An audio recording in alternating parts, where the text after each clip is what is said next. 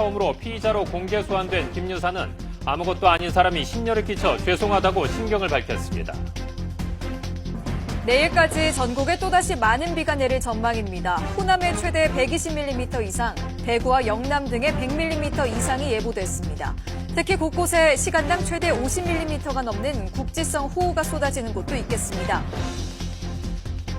민주당이 주식 차명거래 의혹으로 탈당한 이춘석 의원을 당에서 제명하기로 했습니다. 국민의힘은 의원 징계안을 제출하고 공석이 된 법사위원장직을 요구했지만 민주당은 육선 추미애 의원을 내정했습니다. 서울 명동의 백화점을 폭파하겠다는 글을 인터넷에 올린 협박범 2명이 잇따라 검거됐습니다. 제주 지역 중학교 1학년 남학생과 경남 하동에 사는 20대 남성이었습니다. 경찰은 형량이 무거운 공중협박죄를 적용했습니다. 여러분 안녕하십니까? 8월 6일 수요일 KBS 7시 뉴스입니다. 주가 조작과 공천 개입 등 16가지 의혹의 중심에 있는 김건희 여사가 오늘 피의자 신분으로 특검에 출석해 첫 조사를 받았습니다. 특검은 법과 원칙에 따라 조사하겠다고 강조한 가운데 김 여사는 국민들께 죄송하다는 입장을 밝혔습니다. 첫 소식 정상빈 기자가 전합니다. 조사 예정 시간인 오전 10시를 넘긴 시각.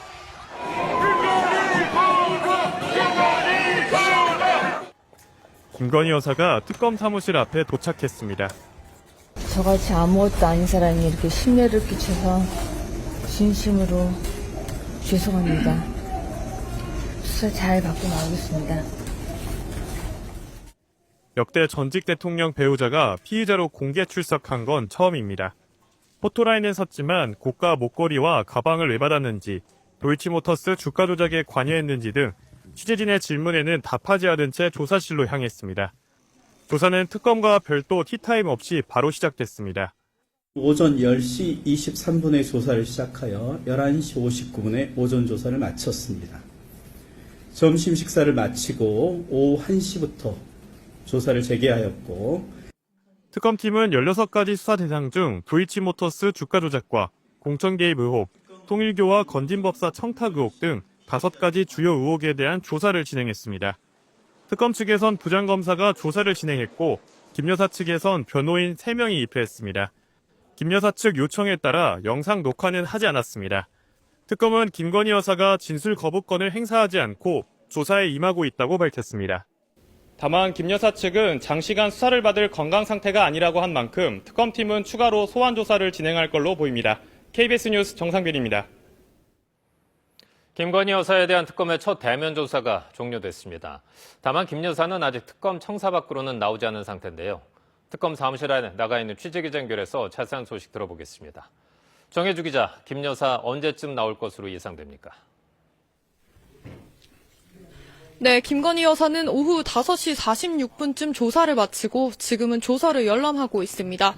현재 취재진들은 특검 사무실 1층에서 김 여사를 기다리고 있는데요.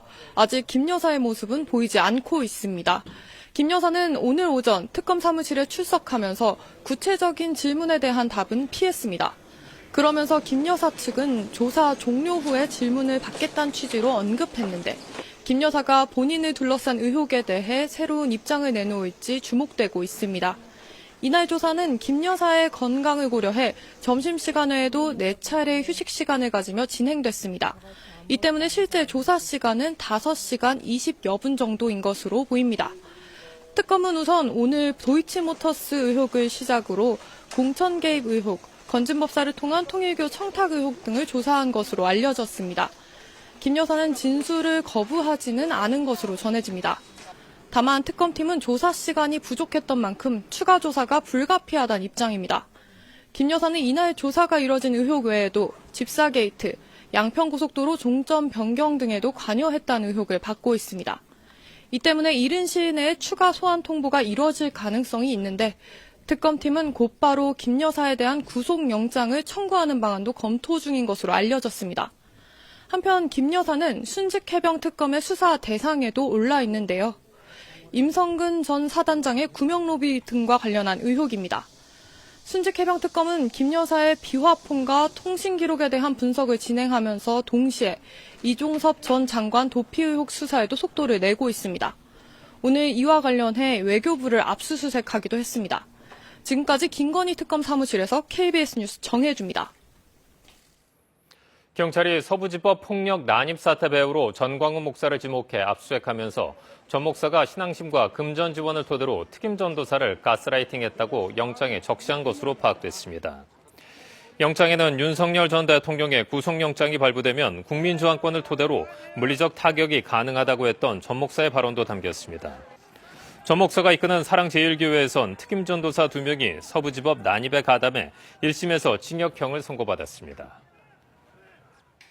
오늘 중부지방 곳곳에는 국지적으로 많은 비가 내렸습니다. 밤사이엔 비구름이 내려가면서 남부 곳곳에 시간당 최대 50mm의 강한 비를 쏟을 걸로 예상됩니다. 피해 없도록 주의하셔야겠습니다. 김세연 기상전문기자가 보도합니다. 남북으로 폭이 좁은 비구름대가 서해상에서 한반도로 들어왔습니다.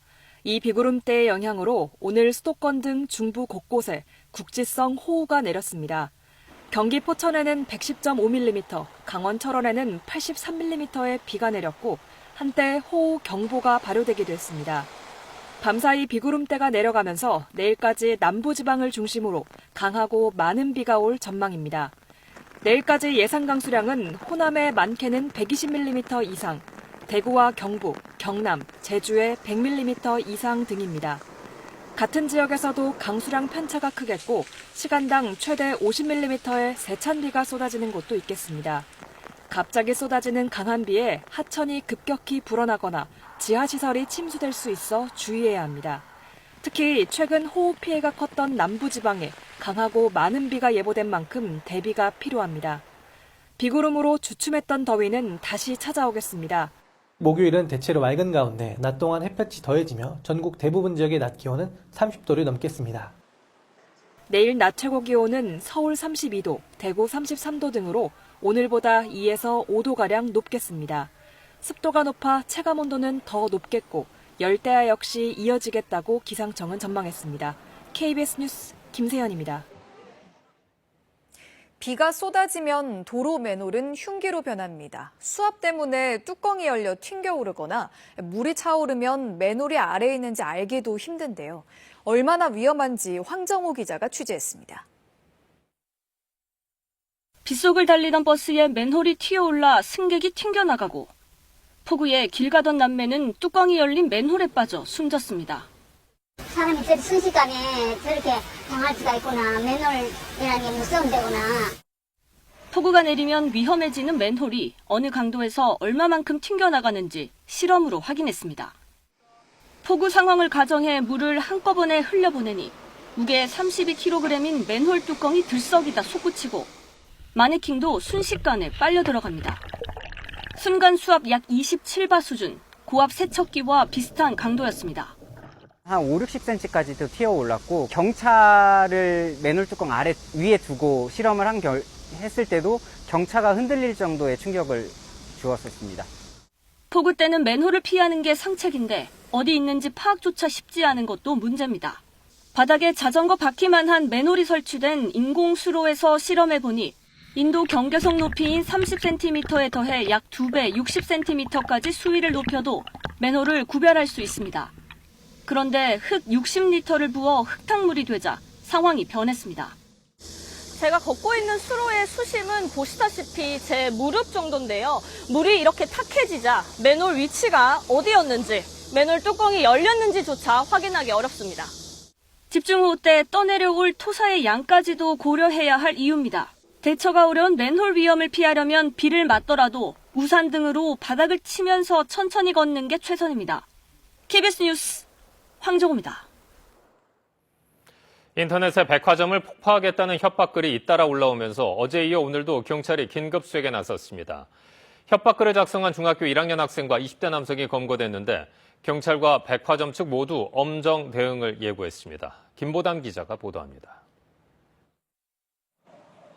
백화점 1층에 폭발물을 설치했다. 이 인터넷 협박글에 어제 하루 4,000명이 긴급 대피하는 소동이 빚어졌습니다. 그런데 어젯밤 당일 이 소식을 다룬 유튜브 뉴스 영상에 내일 오후 5시 신세계 백화점을 폭파하겠다는 댓글이 달렸습니다. 신고를 접수한 경찰은 새벽 6시부터 전국 모든 신세계 백화점에 대한 수색에 나서야 했습니다.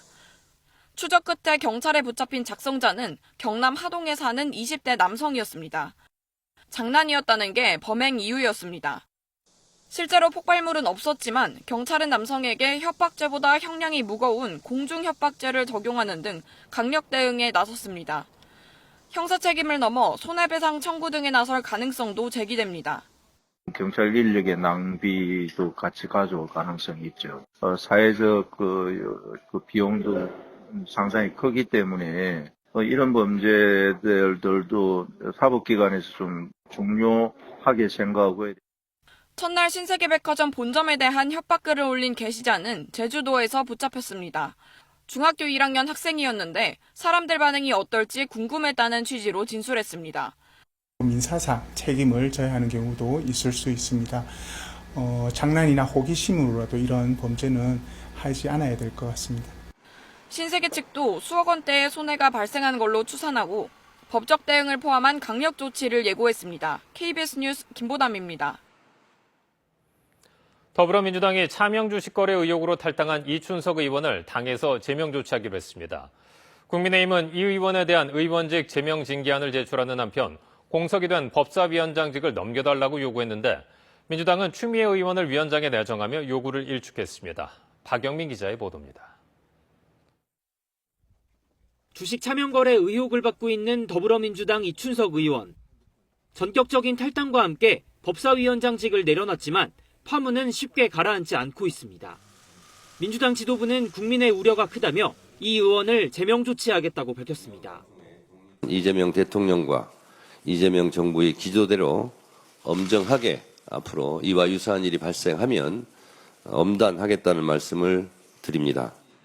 탈당했더라도 당내 처분 기록을 남기고 소속 의원들의 기강도 확실히 잡겠다고 강조했습니다.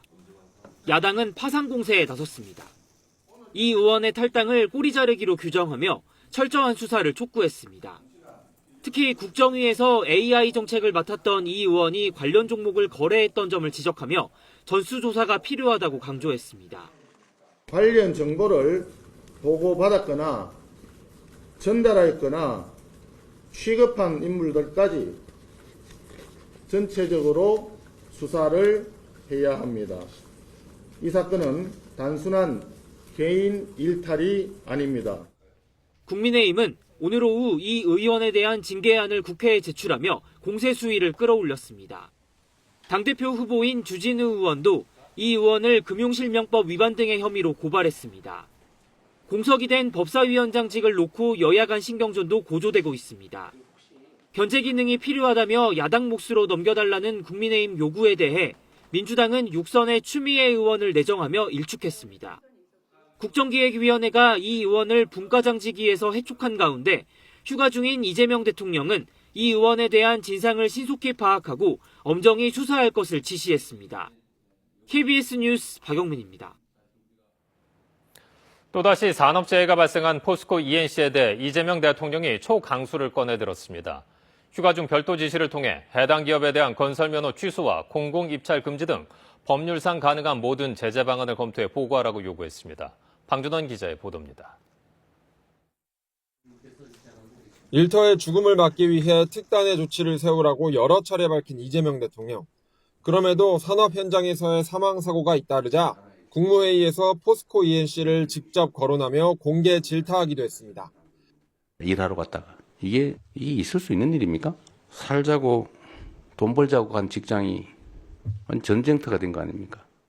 예상할 수 있는 일인데도 반복적으로 사고가 나는 건 죽음을 용인하는 일이라며 강도 높게 비판했습니다. 아주 심하게 얘기하면 법률적 용어로 미필적 고의에 의한 살인 아닙니까? 그런데 지난 4일 같은 회사가 시공을 맡은 공사 현장에서 또 인명사고가 발생했습니다. 휴가 중이던 이 대통령은 대변인을 통해 긴급 지시사항을 전했습니다.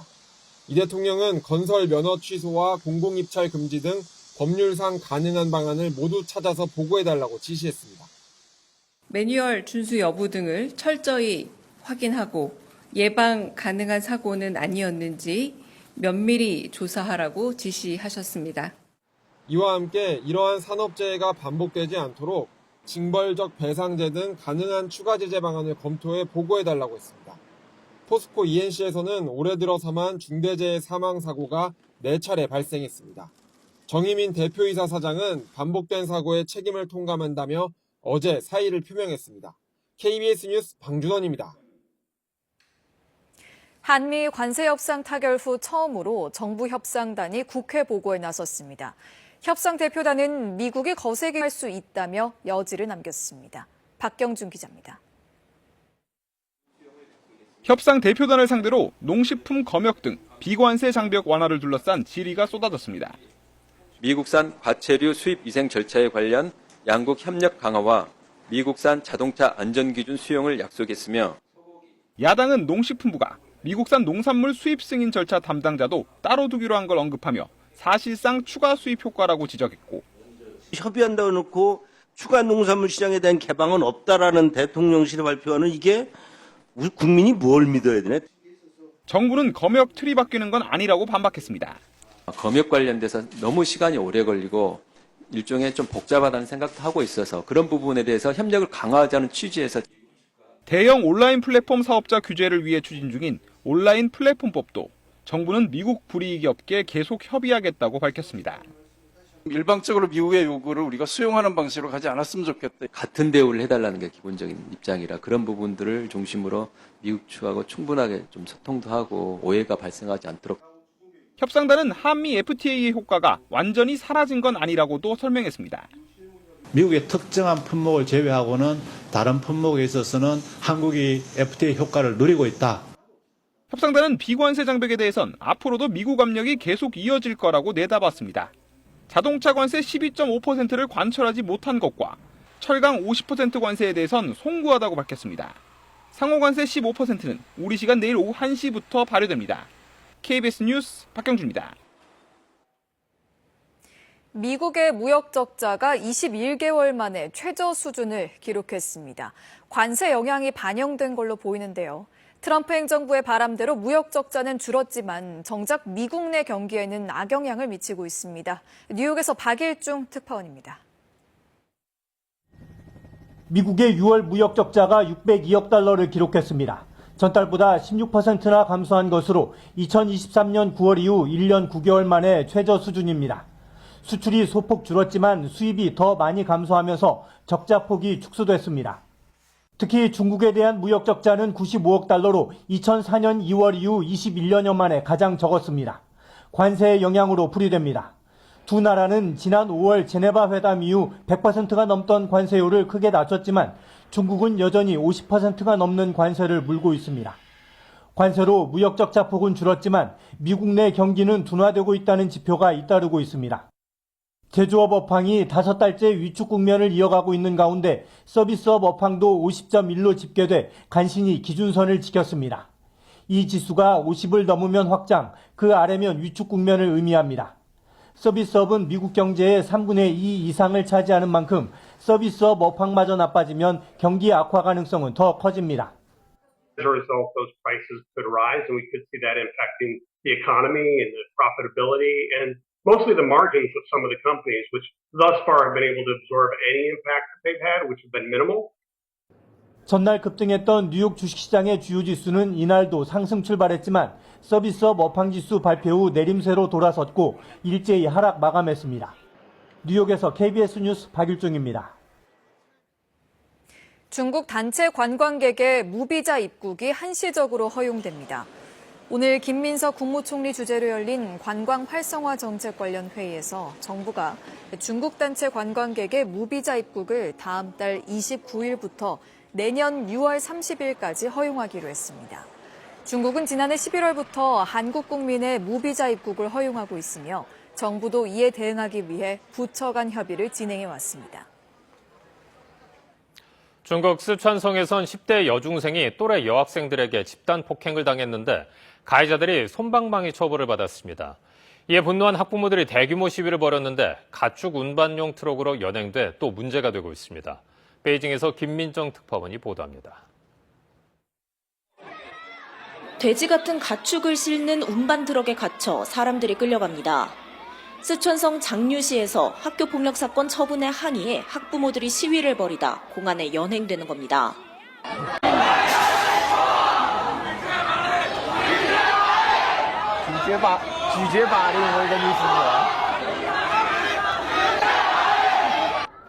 시위대는 새벽까지 시위를 이어갔는데 중국에서 이례적입니다. 공안이 강제 해산에 나서면서 시위대를 끌고 가고 구타하는 모습도 목격됐습니다.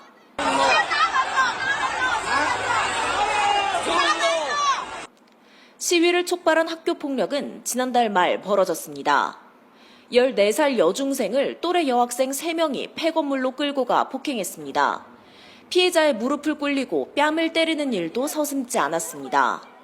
이 장면을 찍어 자랑하듯 소셜미디어에 올렸고 영상이 확산되며 시민들이 분노했습니다. 하지만 가해자들은 교정학교에 보내지는 솜방망이 처벌을 받는 데 그쳤고 학부모들을 중심으로 한 항의 시위로 이어졌습니다. 중국의 온라인에서 가해자들의 부모가 고위직이라는 소문이 돌자 당국은 유언비어라면서 비판 여론 차단에 나섰지만 이번 시위 진압에 대한 공식적인 입장은 밝히지 않고 있습니다. 또 중국 매체들도 시위 소식을 보도하지 않고 있습니다. 베이징에서 KBS 뉴스 김민정입니다. 인도 북부 히말라야 산간마을에서 홍수로 대형 산사태가 일어나 최소 4명이 숨지고 100여 명이 실종됐습니다. 최대 15m 높이의 진흙이 마을을 완전히 뒤덮었는데 군까지 투입돼 전시 수준의 수색 작업을 벌이고 있습니다. 홍진아 기자가 보도합니다. 거대한 흙더미가 세찬 급류와 함께 쏟아져 내려오며 마을이 덮칩니다. 하천에 따라 늘어선 저지대 주택들은 토사와 급류에 힘없이 부서집니다.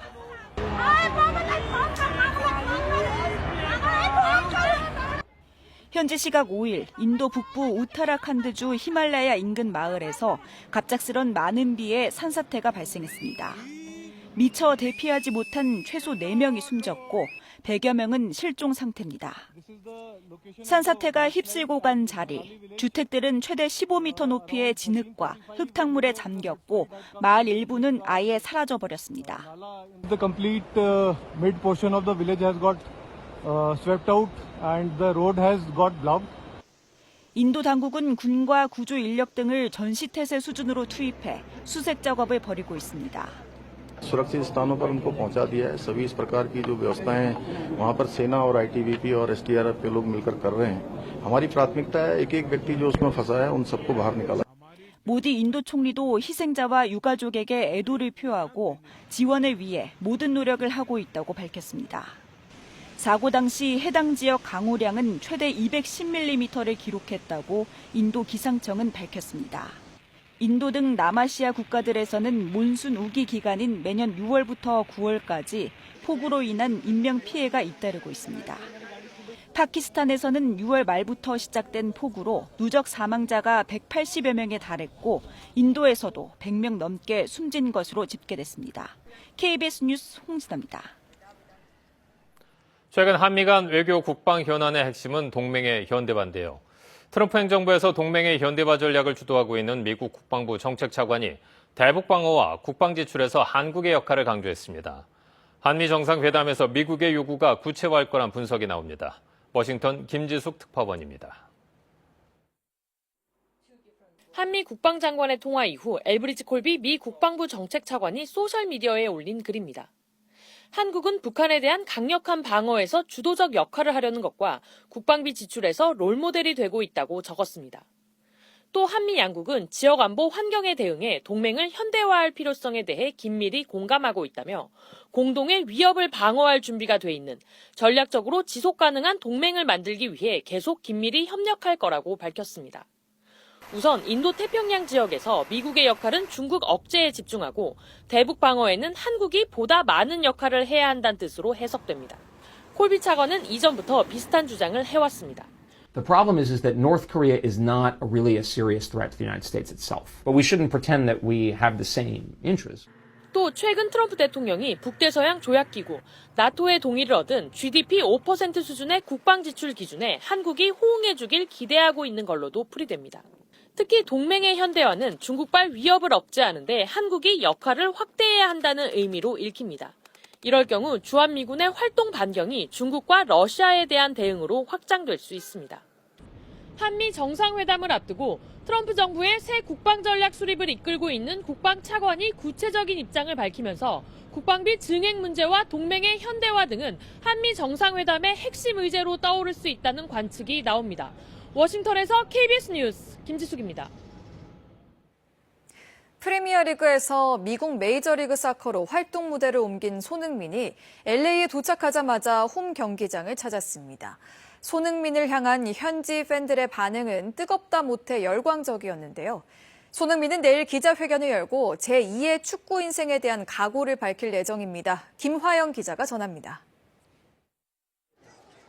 LA공항 입국장이 각종 축구 유니폼을 입은 사람들로 북적입니다. 태극기를 그려온 어린아이도 LAFC 유니폼에 일찌감치 손흥민 이름을 새긴 팬도 모두 LA에 도착한 손흥민을 직접 볼 생각에 설렘을 감추지 못했습니다. 또 LA에 미국에 이제 많은 한인들이 살고 있기 때문에 서포트하는 의미로 주중이지만 공항에 나오게 됐습니다. 여행 중인데요. 어제 저희 아들이 갑자기 손흥민 선수가 LA에 온다 그래가지고 원래 오늘 디즈니랜드 가기로 했었는데